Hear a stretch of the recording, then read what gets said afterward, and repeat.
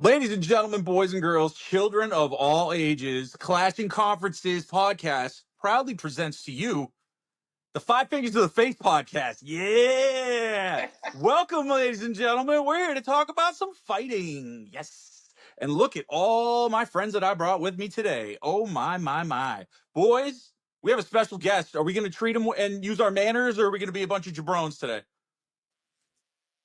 Whatever he I think we wants. have a choice. Yeah. Don't let I was that going to baby say fool you. That man will get you. there's ramifications for our words here, fellas. Oh, yes.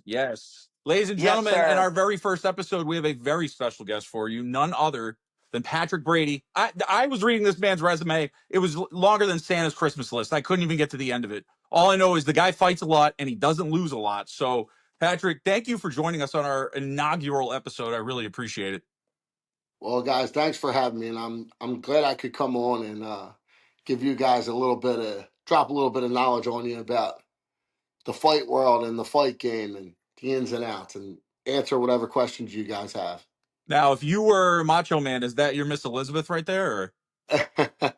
This is my 5-month-old daughter, Finley, who's looking at me all confused right now because she's not recognizing me because I got a hat on. There we go. Okay. There she is. Now she's got the smile on. That's adorable. When they're this young, they don't really quite understand sometimes. If I shave my beard down a little bit, she won't know who I am at all. Well, Um, I have a lot of questions for you, as do all of our panelists here tonight. We have a big packed crowd, which I'm very excited for because that's going to make Matt Libs even more exciting for me. But before we do, I got to give a quick shout out to our sponsors. First sponsor, I've actually been texting with her on Instagram, telling her, Lean, I am coming to Pennsylvania. When, I don't know, but I've been there. I know, I've seen me do it, and I'm coming, and I will be coming to Lancaster, PA to be getting a haircut at Sparrow Hair Studio. And if any of you guys live in Pennsylvania, I know you don't like to go to championship parades when you win, but you better be going and get your haircut from Lean, or I'm going to come find you with Patrick. Also, got to give a shout out. Again, don't know why we love to spell their name, and I'm not going to bother doing it today. But hey, if you need a custom 3D chain, you know who you go reach out to? Lotwin, that's who.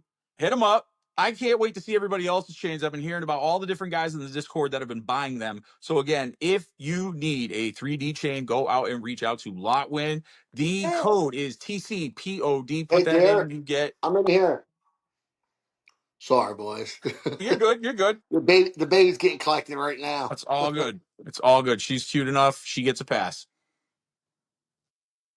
Bye, Finley.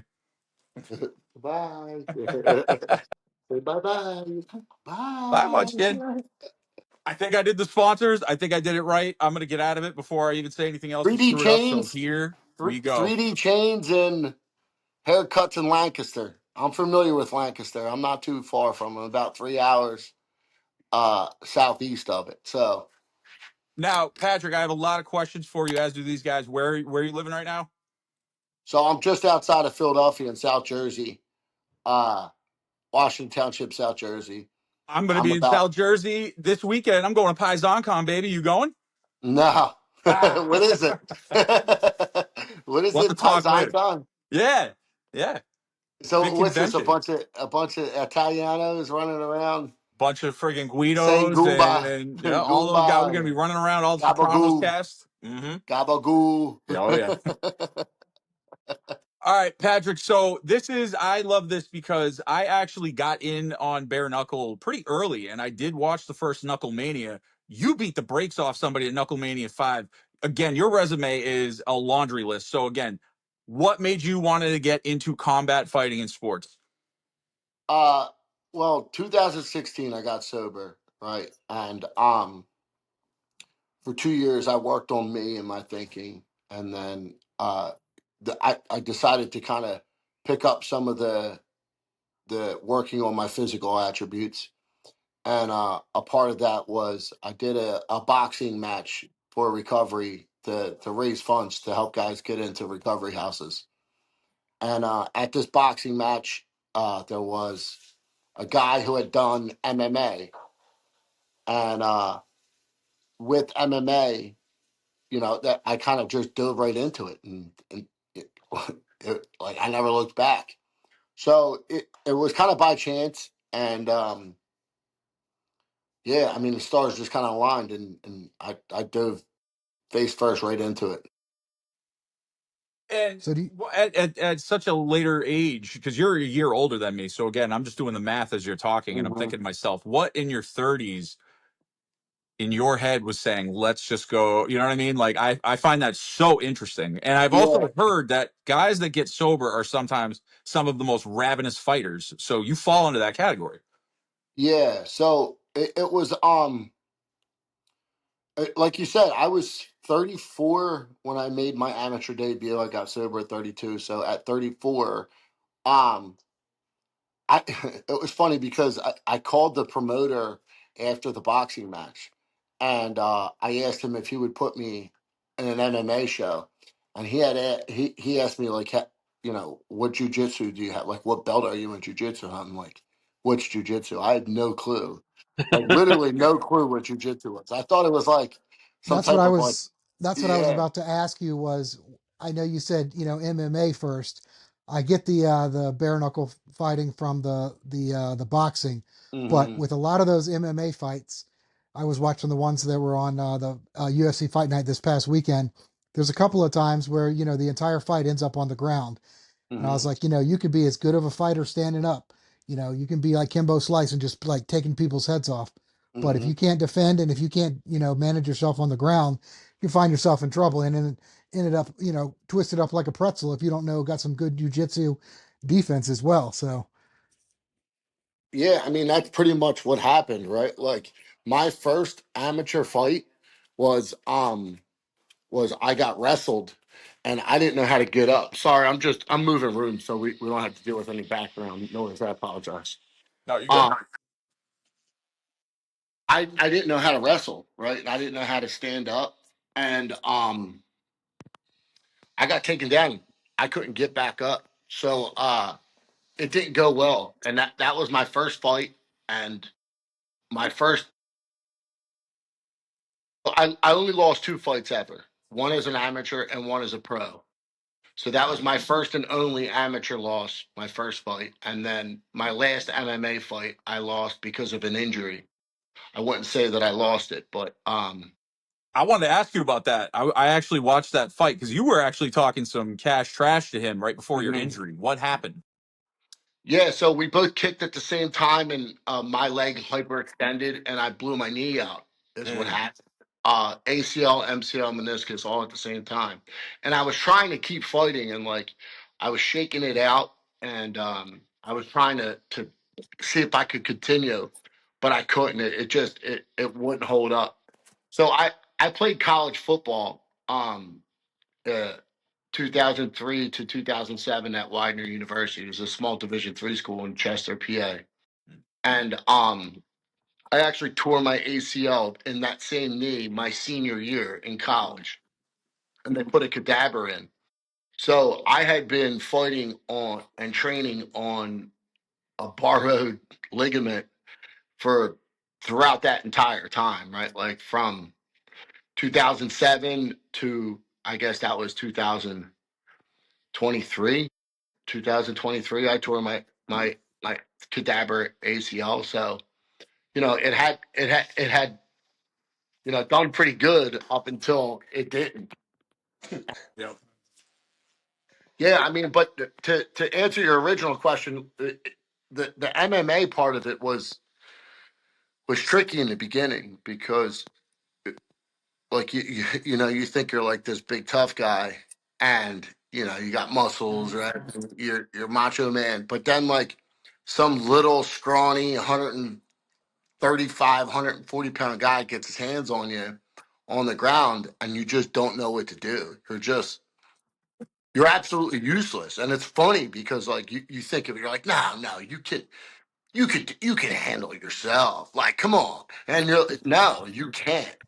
You're useless.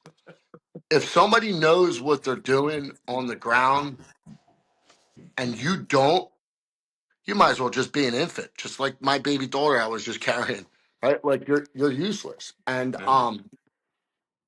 it's humbling. It's a humbling experience. Sorry, I'm trying to get situated here for you guys, so we No, can. you're good. Well, one I of the want to things pass the ball to the rest of the boys and give them a chance to ask you some questions in the first half. I got a little quick stupid trivia here. You said the school that you said, it's weird that I heard it. I can't say it again, but I know for a fact that where I live in Virginia, my boss actually played basketball, women's basketball at that same college. Widener. Yeah. I Nice. always when she first told me, I thought it was Wagner, like the D1 school. I was like, wow, okay. And she was like, no, Wagner. And I was like, say it again. I was like, you kept saying it, and I was like, all I'm hearing Wagner. is Wagner. But yeah, she was like, and she lives in Wilmington, and she's from up there. And I was like, where else am I? This is the second time in the world I've ever heard that name. So I just thought that was kind of cool right there. I'll let the rest of these fighting junkies here jump into it, but I'm real excited to hear about some of your accolades and some of the things, and I think we can learn a lot from what you got to add. So let the guys go. Yeah. So just to touch on the process, like you had asked earlier, it was really like for me, I just kind of wanted to find out what else I could do, right? Like, so for me, it was after the conversation with the promoter about not having jujitsu, uh, I was like, all right, well, I guess I need to know some jujitsu. And he actually called me back like 2 days later and said, look, that I had that conversation with him in August. He called me back a couple days after I talked to him and said, look, I'm putting a show on in October. If you want to be on it, you have to have a jujitsu coach sign off and as your coach and be in your corner. So I quick just Googled jujitsu near me, and I found a little school, Quintello, and I went and asked the coach and told him what I wanted to do, and he said, "Look, if you're here every single night before your fight, I'll sign off on it."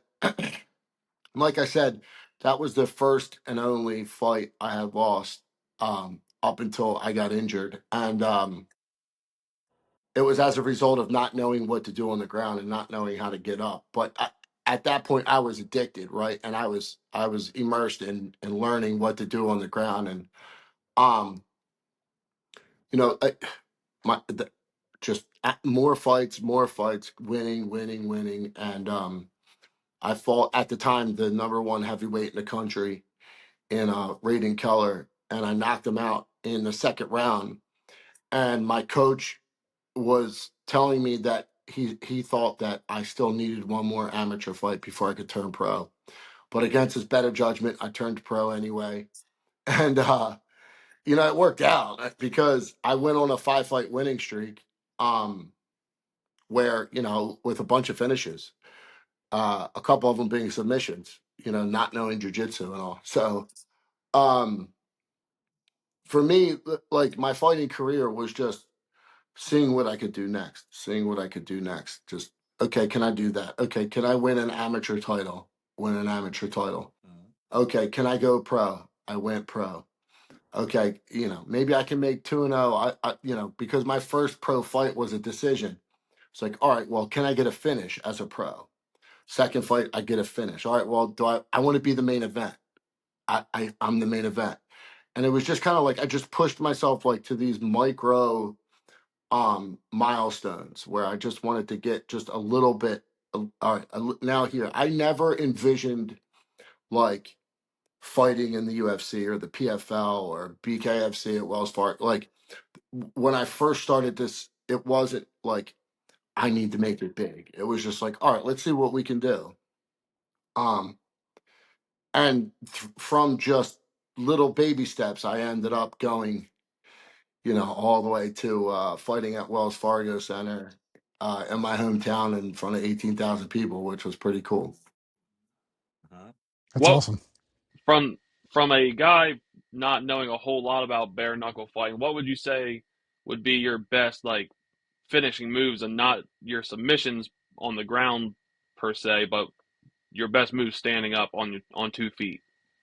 Yeah, I mean, I like I like to throw an overhand right. Like, I mean, it's Oh anyone man. anyone in fighting, anyone in fighting has a vision of themselves like landing that perfect overhand, Yep. just like land square on the chin, and your opponent's just out cold, right? Like everybody has that like vision in their head of doing that. And I like to say that I'm heavy handed, right? But uh when I switched over from because of the injury, right? Like so I got injured in the PFL in the $1 million tournament.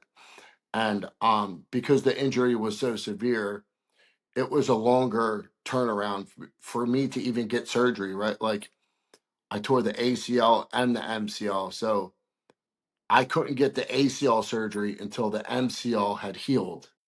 So I had to do like pre-surgery therapy just to stretch the MCL and get the knee prepared to even do surgery. Mhm. So it took me weeks to even get surgery from the tear. So then I got the surgery, and then it took me weeks of PT to even be able to do any type of training at all. And I just wasn't really confident with any of the MMA stuff yet. I wasn't Gotcha. there with it.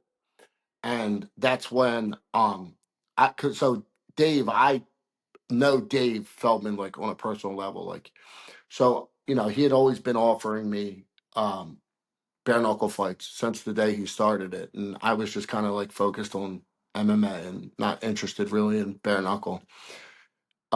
Also under the advisement of my wife telling me like you're not doing bare knuckle. You're not doing it. But Patrick, did you see the first Knuckle Mania when I forget the names, but the two heavyweights and they came out and the guy on the left that started the fight threw one right hand into the rib cage on the side of the other fighter and he just went and that was the end of the fight. yeah, Toast. I And missed I it. just was like, I love this. This is great. Yeah, it's definitely bare knuckle is definitely an acquired taste, right? Like it's it caters to like anyone, right? Like you don't have to know bare knuckle to be a fan of it, right? Like you can just watch it like you watch a TikTok reel. It's like it's fast paced. It's for people who don't have an attention span like myself, right? Like you don't need to be dug in and to know like the different transitions and the submissions and stuff like that. Like you just need to know what it looks like for blood to squirt from a guy's face, like 300. That's what it is. It's it's funny too because when you're like I fought at the Mohegan Sun in Connecticut where the University of Connecticut plays the men's basketball team, and I think it was 6,000 people there, 6 or 7,000 people, and like I could sense that like they just wanted blood. Like they just want to see eyeballs hanging, like they're not there to like enjoy like the technique of a body kick. Like they're there to see like someone's tooth flying, right? And look, I'm okay with that, right? So like it's all good. I knew what I signed up for. So but like the transition after the injury over to bare knuckle, like I made sure that I did it methodically.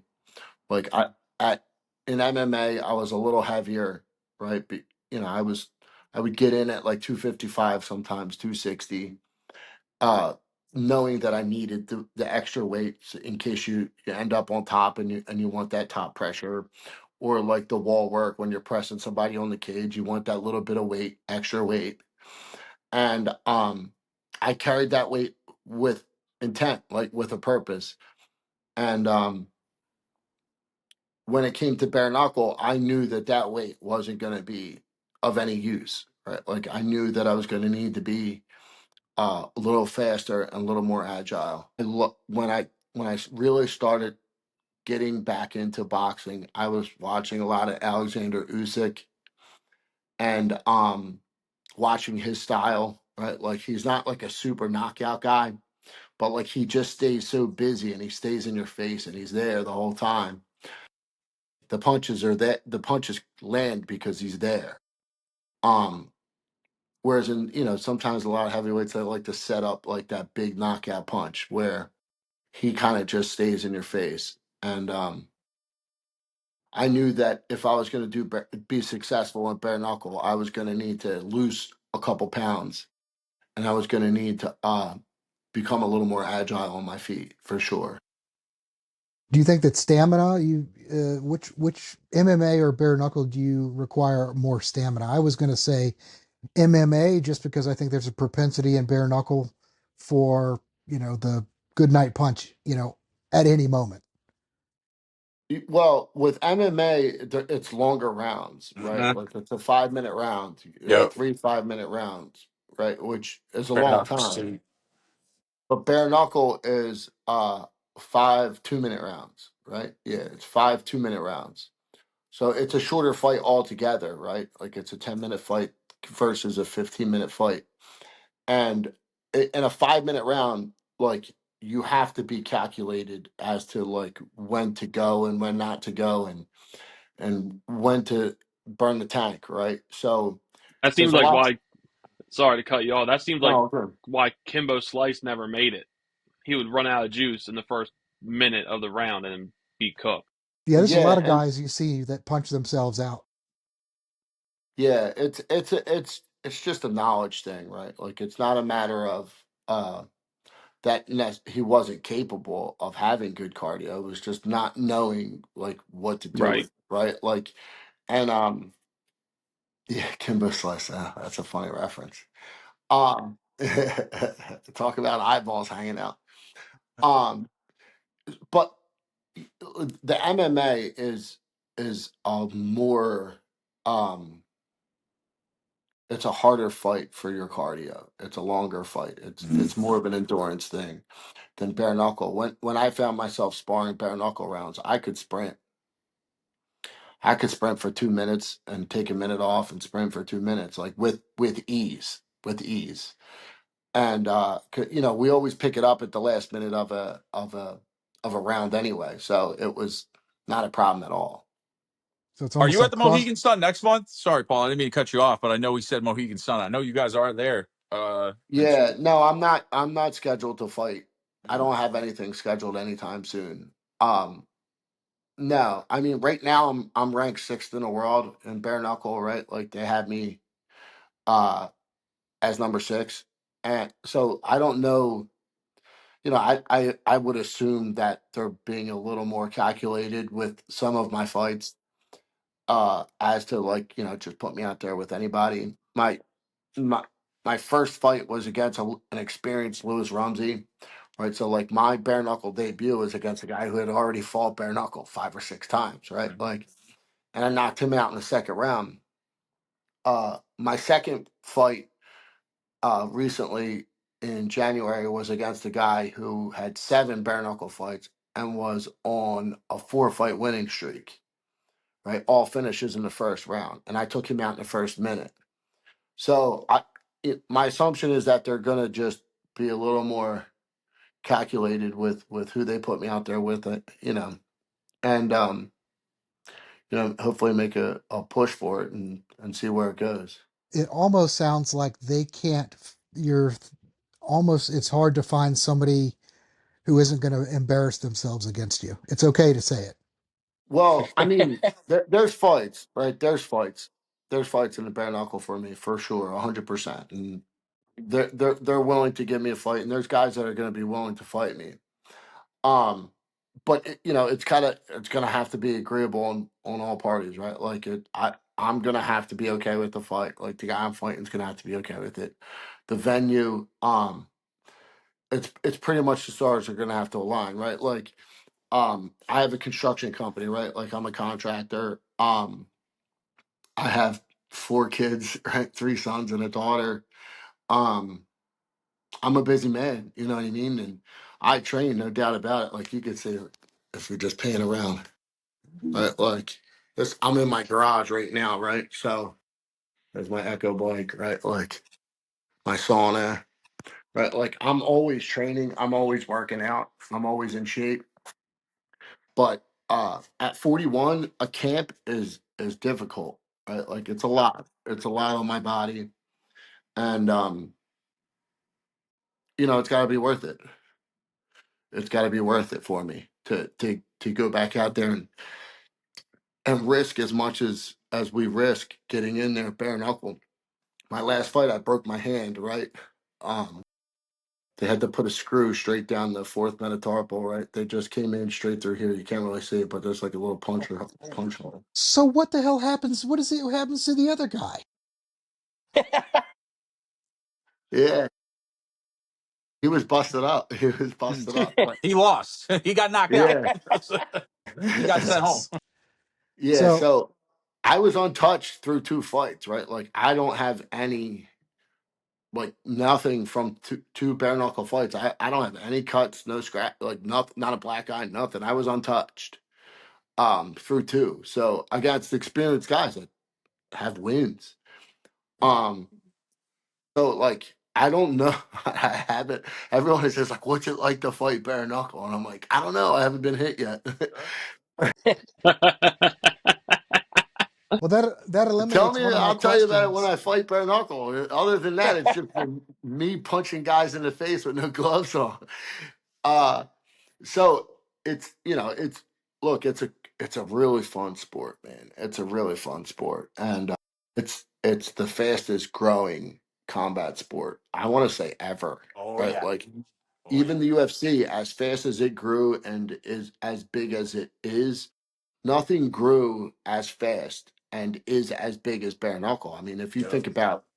if you think about just the shows that they put on in America, right? Like if we're just saying in America within the United States border, uh nobody else is selling out arenas, right? No one. I mean, it's the UFC and then it's bare knuckle. That's Mm-hmm. it.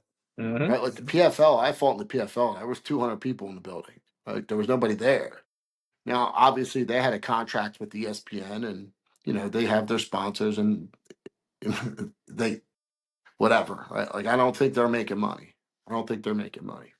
But the bare knuckle clearly is, a lucrative endeavor. It's Uh-huh. they're out there. They're selling tickets. Like they're selling out events everywhere they go. They go to Hollywood, Florida at the Hard Rock, and they sell that place out. It's Yep. like people have a taste for it. They have a thirst for it, and it's a fun sport, man. Cody and Patty, I promise you, because you boys have been so good and so quiet and so behaved, that I'm gonna lead off Matt Libs. You guys are gonna be my one of my two hitter when we start. Okay. Can I ask a question before we go to Matt Libs? Absolutely. Yes. I just Sure. again I wanted to say thank you and I'm gonna reward you boys. So So, Pat, quick question. Uh, do the 100 best bare knuckle fighters in the world stand a chance against the gorilla? Damn Yes it! or I no? was gonna say Dude, I that. was gonna ask that. Oh, I was just gonna ask Yeah. how many Patrick Brady's it would take to take down a gorilla. I was just gonna ask him to be on our team. how many gorillas to take down a Patrick Brady? I think is the Yeah, yeah, because a lot of the bare knuckle fighters, like a lot of the top bare knuckle fighters, are MMA guys, so they're familiar with like uh limb manipulation and how to what to grab and when to grab it. Now, obviously, a gorilla is a gorilla. Uh, I saw a breakdown on it would be more of like a stamina thing, right? Like like a saying hyena. Yeah, like a hyena pesters a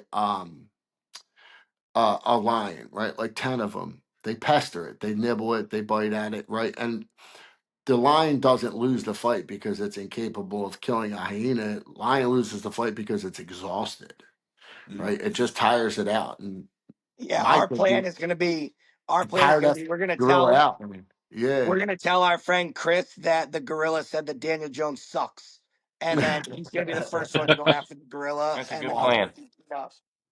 You Fodder. think we Yeah, get a and smoke since break in there? yeah, and Yeah, I think I think the 100 top bare knuckle guys would absolutely get to a gorilla for sure. Yes. Bare knuckle, knuckle mania 6. You heard it here, folks. excellent Yeah. question, Patty. Excellent question. That's funny. Cody, anything you would like to ask before we go to halftime? No, Patty stole it, so that's great. Maybe All you right. could have sat in silence for a little bit longer. You would have Well, got it. Yep. how about this? Hi. Because Cody, I know you and I share the same mindset when it comes to wrestling. So I did want to ask this question to you, Patrick, before we go. So I am Rick Ramon, your host, by night.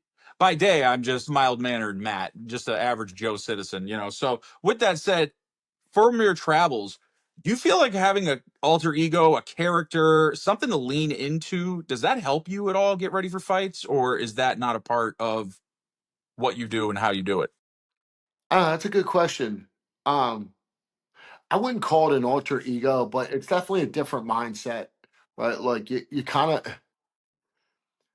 there's no love out there, man. There's no love out there, and like you have love for your teammates and you have love for your coaches and the guys in your corner and the guys behind you, but you can't you can't be merciful, right? Like in there, and like even during training, guys that trained with me, and they'll know that unfortunately when we're training, I'm trying to land, right? Like I'm trying to land punches. Okay. Um, but like as far as like an alter ego, like I don't try to sell myself as something that I'm not. But like when it comes to fight night, I'm I'm zoned in, right? Like I'm dialed in and I'm envisioning my combinations. I'm envisioning what happened. Like I'm envisioning walking out. Like I'm seeing everything before it happens, so that when I'm there, as it's happening, I've already been there before. Um, I I I do things like, when I have an MMA fight, like before my training, I'll walk up to the cage and I'll recreate getting in the cage, or I'll bless myself, or I'll take a knee, or whatever it is, or I'll run around in a circle just to kind of like loosen up, get my, and like I'll just do that repetitively. Like I'll do that 10 times, so that on fight night when I do that, like I'm not nervous. Like I've already been here. Um and I just like, even at night laying in bed, like I'm running sequences through my head. I'm seeing my hand getting raised. I'm running through these situations that where you know where I'm really tired. Okay, you're exhausted. Like I'll get on the assault bike, right, which is right here behind me. That's the enemy right there. Yeah.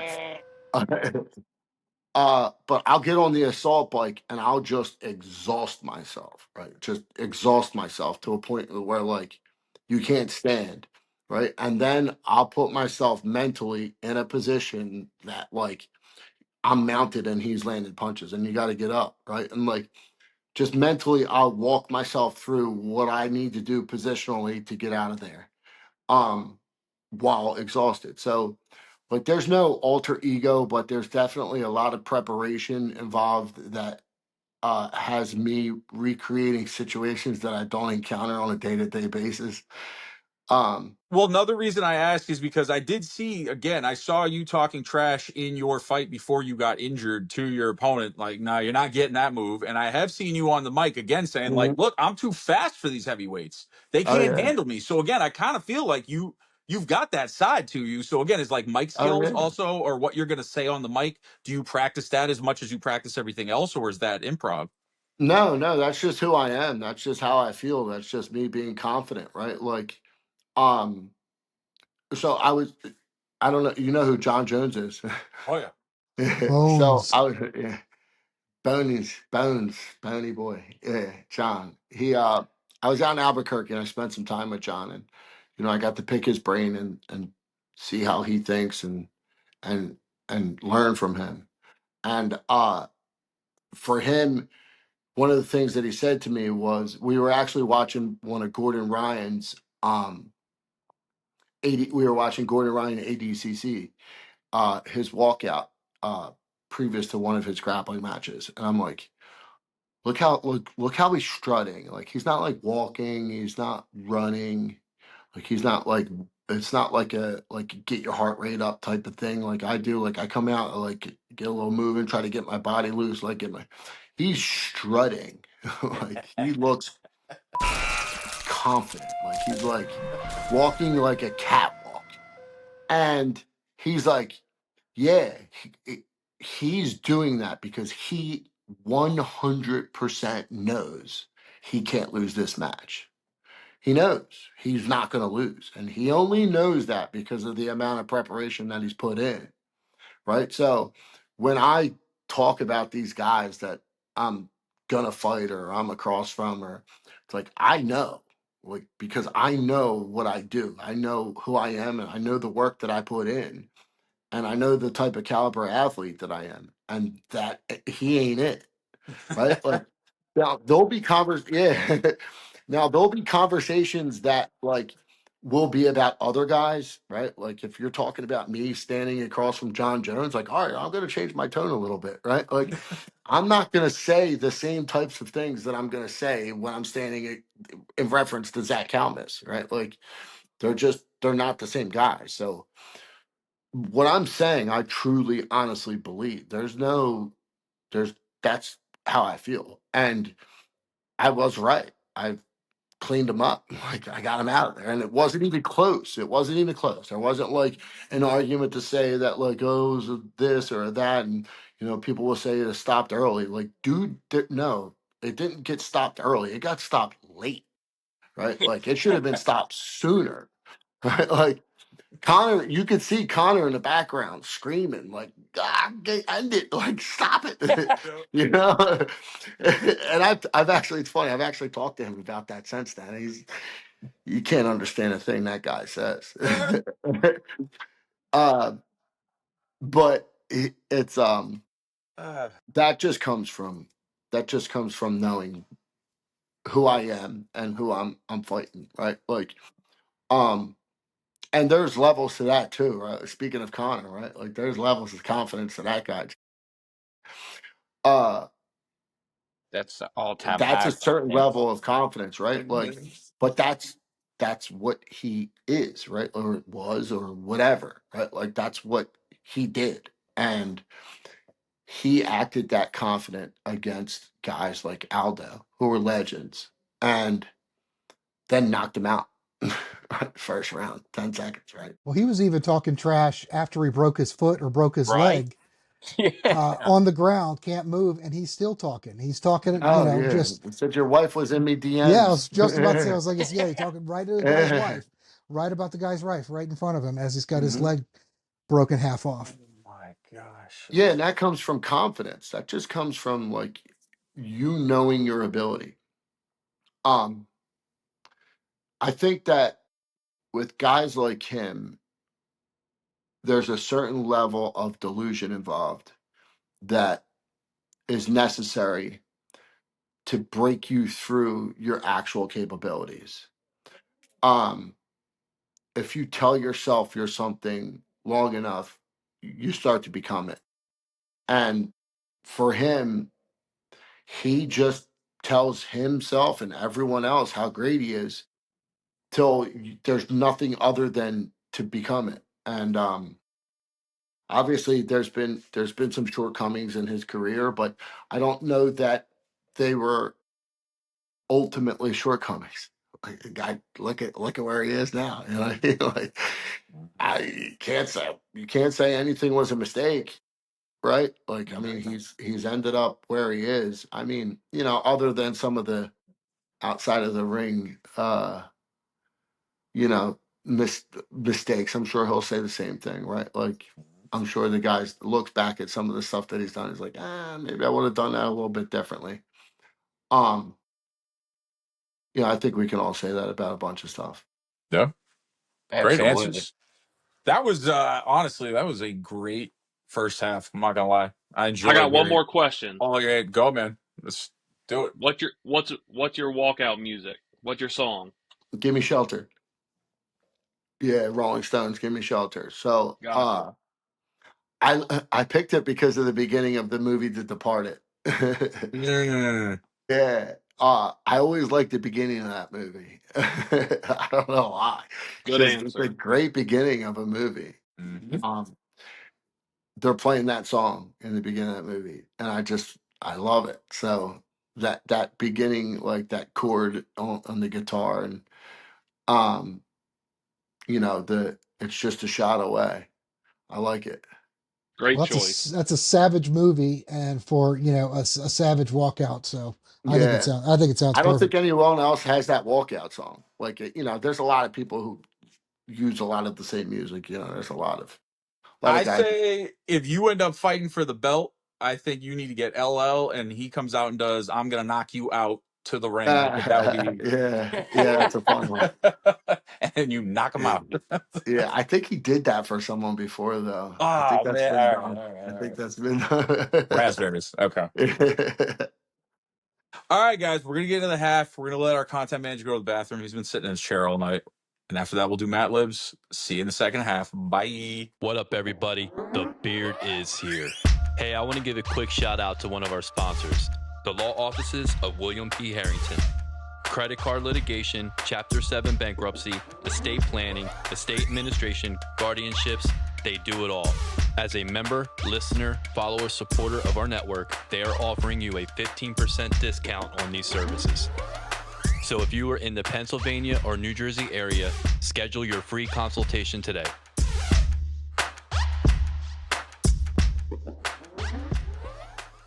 Hey everyone, thanks for listening. Just a few quick reminders for everybody. Don't forget to like and subscribe. Michael Jordan is the GOAT. And check out our fellow podcaster, Jim Montgomery, with This Day in Philly Sports History. Thank you.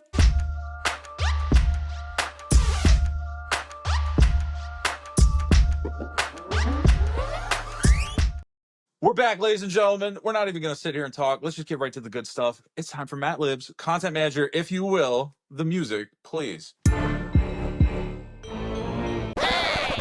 And we're back. That might be the shortest turnaround of all time, Patrick. You just watched history. All right, here we go. These are 2 questions. They're all calls. Everybody gets to answer them. Again, the key of Matt Libs. Think and give me the first thing that comes to your brain. All right? All right, here we go. Let's start with Paul. Hardest you've ever been hit. Any sport, any fashion, any one pop in the chops. Hardest you ever been hit in your entire life. Anywhere. I got Chris hit in the Dawkins. yeah. Chris Dawkins body shot. That was probably a little bit harsher than mine. My wife elbowed me in the nose and broke my nose one time when I was tickling her, and she told me to stop. That's probably the hardest I've ever been hit.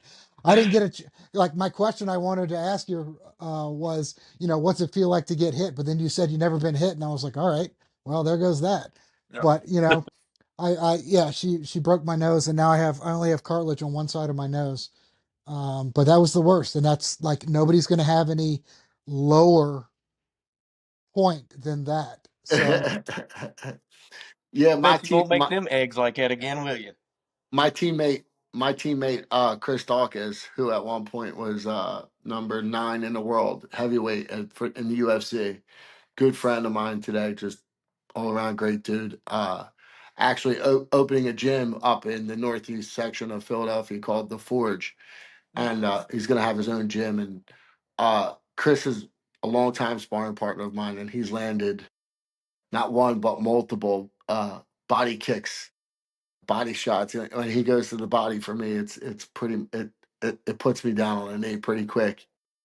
But I'll tell you one person who I was scared of getting hit by, that I sparred with. Not to jump on the Mad Lib, but I sparred with Francis Ngannou before. God. dude, he's That the was size of a gorilla. So I mean, that's That man no, is that's huge. I would have been. Yeah, you don't. I appreciate your honesty on that, but yeah, I mean, I think that was scary, man. And I'll tell you what, like if you guys haven't been, I'll tell you a quick story about it.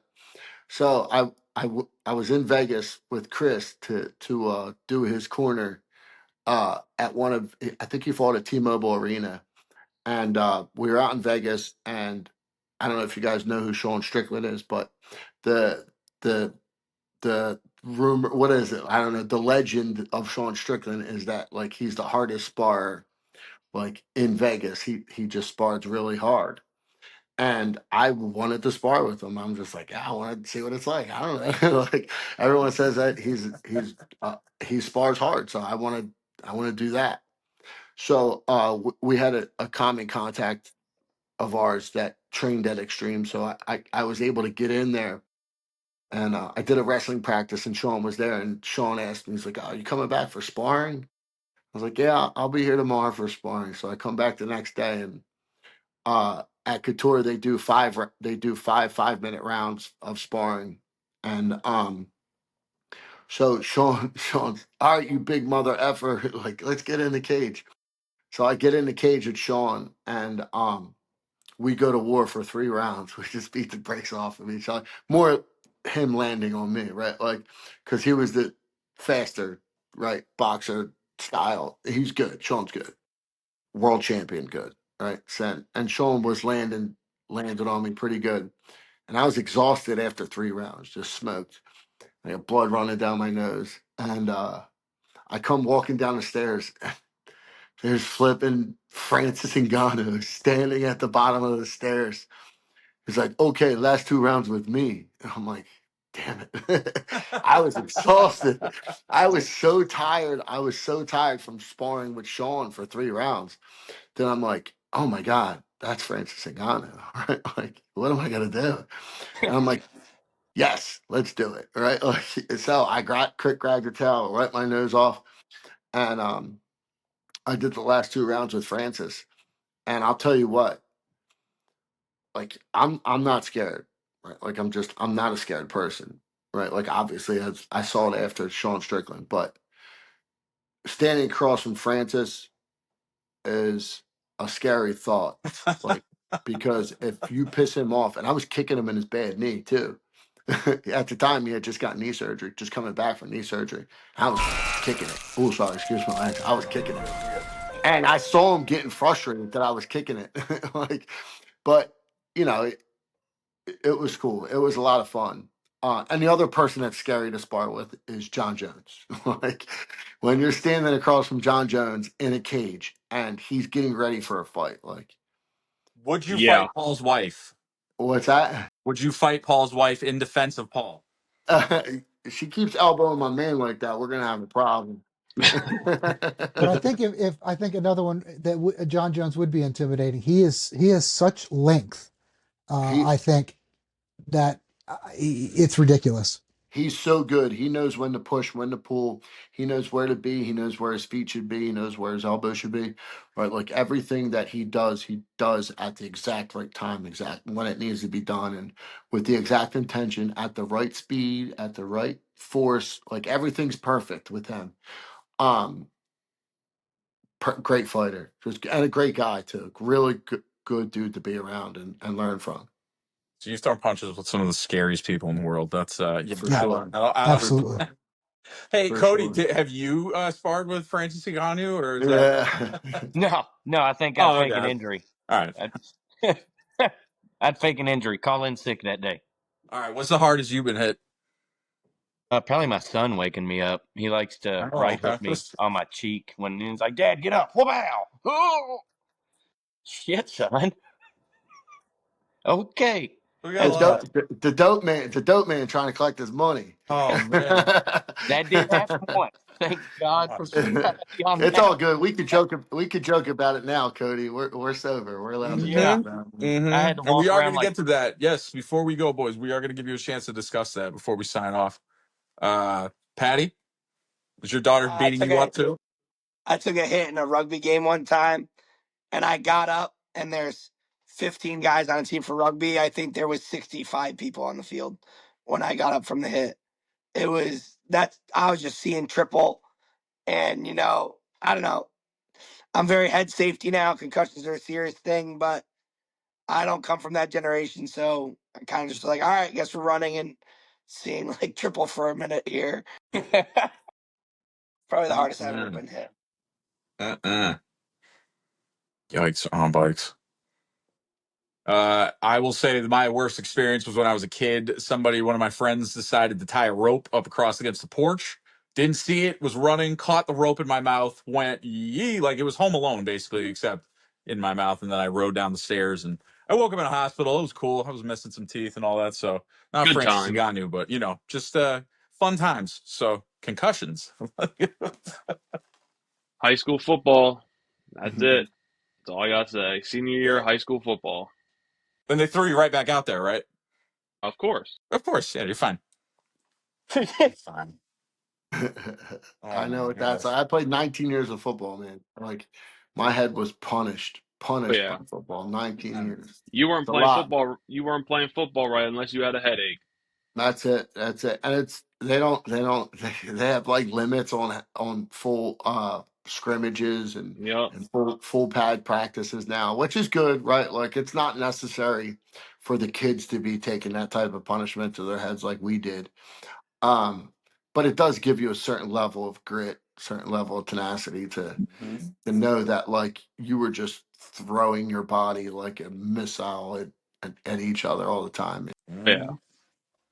All right, so I'm going to do something a little different to end on Matt Libs. Last week we did a challenge. We actually did an art contest. We were trying to see if somebody could draw their best version of a knickerbocker. Don't know if you're familiar, Patrick, but I like to make It's a fun of them. sock, isn't it? A sock. No, that was a good guess. They did beat the Celtics last night, but hopefully by the time this airs, we get revenge. So, Cody, Patrick, you guys share a very similar story. I want you guys to take a second, talk about it. Cody, lead off with me here. You guys both are sober. I'd like to hear more about your journey. Well, mine is it'll be 6 years this year in November. Got in a real bad car accident, nodded out, broke my kneecap into four, my leg, and then shoved my ankle into my leg. And that was kind of the wake up moment. And figured, probably need to get my life together after that moment. And then kind of, did the whole, I didn't do the AA kind of thing. I know it works for some people it doesn't. Me, just wasn't my thing. I focused a lot onto gaming. So that kind of helped my sobriety. I guess kind of like the fighting thing. I'm not getting punched. So there's that. But I guess, shooting games on a video game, it helps. It helps a lot. I'm pretty sure. I don't know if yours was the fighting. Was yours the when you said, you're getting sober, you got to have that one thing that kind of just put your all into to keep your mind off of things. Was fighting that for you, or was that Well, just kind of mine was a little different. Mine wasn't a car accident. Mine was more cocaine and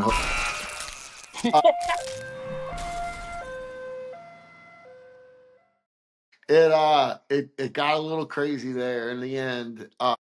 February 1st, 2016, I actually had to check into rehab, and it was there that I was introduced to my AA and my higher power and the fellowship of AA, where after treatment, I spent 21 days in treatment, and after treatment, I really needed to work on me, Yep. and for me, it was I was using drugs and alcohol as a solution to the problem, and the problem was me. The drugs and the alcohol weren't the problem. I was the problem. So Absolutely. until I could really work on myself, um, the problem was going to continue. And I through the 12 steps of AA is where I really found a lot of change in the way that I acted and the way that I thought, mostly the way that I thought. Um, and from there, it hasn't been perfect. I made a lot of mistakes in sobriety. I heard a lot of people, a lot of people. I've heard close friends just doing dumb shit, thinking about me being selfish and uh, not always having a conscious contact with God. Uh, but I found that when I maintain a good relationship with my higher power, that I stay the course and I do the right things. Yep. Fortunately, by the grace of God, and everything's been good. Everything's been good. Life just Absolutely. got better, man. Life just got better. So yeah, Not in the Cody. trenches. Not in the trenches Yeah, anymore. it was That's tough, man. I didn't I have the remember my cocaine. lowest point. My lowest point. I was sleeping on my buddy's basement floor, right, on an air mattress that was like deflated. Next to his cat litter box. I'm not talking like a basement floor, like a finished carpet, like nice, like drop ceiling. Like it was a dump, and it was a dump, and I thought I was like, it's somewhere to sleep. I'll sleep on the floor in the air Yep. mattress. And like the air mattress, it was like in water, You like don't any care cat at litter that point. box was down there. But Yep. like, I just, and like, I still didn't think like there was a problem. I was just like, oh, I was born into bad circumstances. Like it's my mom's fault, it's my dad's fault, and it's everybody else's fault but my own. Um, yeah, man, it's been wild, and like I live a life beyond my wildest dreams today. Me and too. I know that without my sobriety, I don't have anything. So Yep. yeah, man. I agree Well, 100%. I know congratulations to without both of Matt. you. Yeah, Thank you. that's awesome. Well, Well, thank you for boys, I sharing that with us, appreciate I guys. appreciate you guys having me on. And if at any point you guys need a guest speaker, I'll come on here and talk some trash with you. Yes, sir. Awesome. That would be amazing. I plan on taking you up on that, sir. So Oh, of see how our course, content man. manager Of wants course. it. Get my number. Honestly, I mean that. I mean that. I truly mean that. If whenever you guys got an opening, especially if you guys are live and you're running, just hey, look, let's see what the Brick wants to say about this. Just Yep. give me a call. I'll jump on there and drop some fire on you guys. All you got to do is you can say, honey, listen, you go put on your favorite show. I bought you something to eat. Yeah. You take an hour for yourself. I'm gonna go out here. I'll be back. And I'm gonna owe her a massage. You know, it's all good. It's all good. She understands. She's gotten used to it. She hates the fighting, but she's gotten used to a lot of the stuff that comes with it. And she's been a good trooper. Yeah, a little bit of a good trooper, but she's shout And out to all the wives with elbows, just like basketball, no elbows. So, hey boys. guys, Nice meeting great you all. job. Thanks for having me. Yeah, man, Patrick, thank you Thanks, for man. coming on. Everybody, thank you. This was a great first episode. I had a Hey lot of fun. guys, I learned a lot. I know that for a fact. So what did the five fingers say to the face? Slap. that about wraps it up, ladies and gentlemen. I don't know where my pillow is. Rick Ramon is on location, but hey, thanks for watching. We'll see you next week. Totals. Boom, boom, boom.